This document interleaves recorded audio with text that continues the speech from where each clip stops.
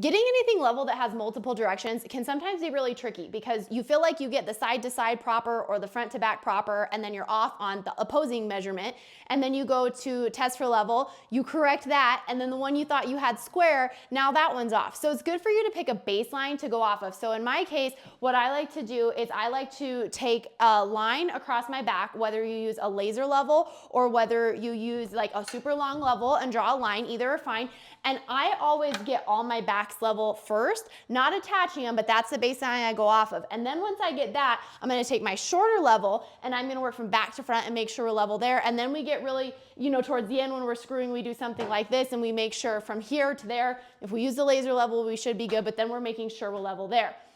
Ensuring that you have level cabinets at the top to start, it makes it easier for your countertop installers, it makes it easier for your backsplash install. If you get it right from the base, it makes everything easier as you go. So you will probably never run into a floor that is as out of level as this one was. This is the worst one I've ever had to install over. Starting along my back wall, I'm just gonna take a shim or a spacer depending on how big a gap I'm trying to bridge and just kind of figure out what I need to put here to get the cabinet to the height I need it to align with my laser level, or if you had drawn a line with your level.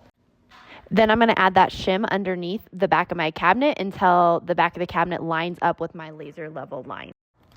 You can see my height differential got much bigger as I went to this other wall, so I had to use a bigger block to do my spacing. And so once I got everything exactly how I wanted it, I actually put those around the perimeter to give extra support since I was raising the cabinet so much over on this wall. So you can see now from when we started, we have a level baseline all the way around. Now, if you don't have a laser, this is totally doable. You can use a long level, and I've actually checked a lot with that just to verify. I don't 100% trust laser levels. I've never had them be wrong, but that gives me the peace of mind. But you can actually draw your line all the way around with a long level, and you could just draw that with a pencil. Like I've actually made a couple marks in my back corner over here, so when we install counters, I can just add some blocking back there just so that I'll know where my line will be, and we can add blocking to support that back corner of the countertop if we do like a laminate or something. But you could just draw this line with a pencil. I just picked my highest point and raised everything up to match that. But you can see like this floor was really, really out of level. See how high some of that blocking is? And I actually across the length actually just cut several lengths of block. Like I used this board because it was off that much in some places. So I built almost like second sets of frames under there and shimmed those. So ideally I would have done this before I put my floors in, but I was experiencing some delays with some cabinets. So I did my floors and now I'm shimming. So it's just a little bit tougher.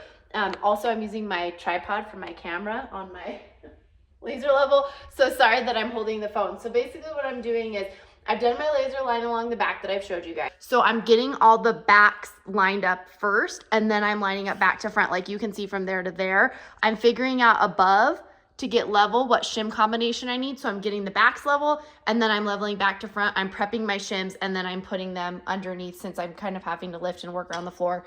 But working it out before and trimming your shims right, then you don't have to guess and check as you go.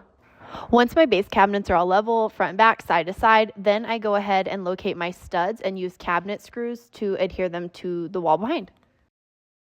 Now we're kind of just at the step where we're affixing all of our face frames together if you have face frame cabinets. So we've leveled everything out with shims. This really shouldn't be that hard of a job if you have a basic level house or a newer home. This is just a really old house. This is the most leveling I've ever had to do on a property. So I'm using these clamps. I really like them. They have a face clamp to get the face nice and flush. You can tighten here, and there's a flat piece, and then you can tighten from side to side so you can get those face frames nice and flush. Then we're gonna screw our face frames together from side to side. So we've screwed our cabinets into the back wall, and now we're gonna attach them to each other so we don't get gaps over time between our cabinets. But you wanna be careful because you don't want to split these face frames or it'll be really visible. So I like to use a fine finish fastener. So because my cabinets are white, I'm using a white finish screw. It's a trim head screw. These are really, really thin. And I pre-drill, and I actually work my way up. I kind of overkill it because I've had this before. So I'm starting with a small bit, working my way up to a little bit larger bit, and then I'm putting my screws in. I have before used a skinny bit, and then done my screw and have this split. So because it's my nice finish work, I'm gonna be really, really careful. So I've screwed from that side twice, and I've pre-drilled right here. So now I'm just gonna go ahead and drive one of these into the center, and then I'm just gonna keep moving down my line.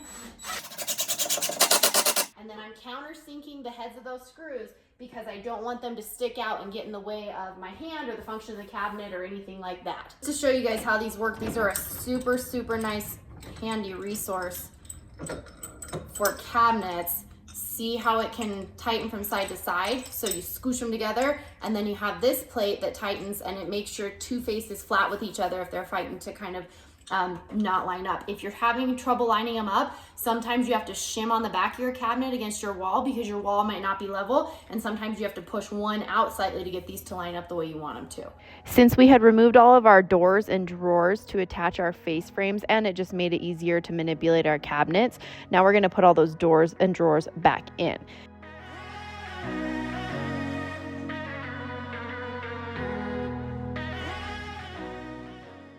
Next thing we're going to do is put our toe kicks on, which you can just put those on with a brad nailer. In my case, because I had to raise my cabinets so much, there were a couple places where I had to add an extra little bit of trim, and I just used a quarter round. But normally your toe kick's going to cover that gap, and you're not going to need to also add additional trim. Don't forget to not bury any vents. If you have any vents coming out underneath of your cabinets, make sure that you cut those out. I can't tell you how many houses I have renovated that there is some sort of heat source under a cabinet that just got buried in the build process. So cut those out and put a vent over them as well. And there we go. I wasn't bothered by the fact that only one of these sections had quarter round, but if you wanted it to match cosmetically, then you could just add quarter round to the other side, even though it didn't need it.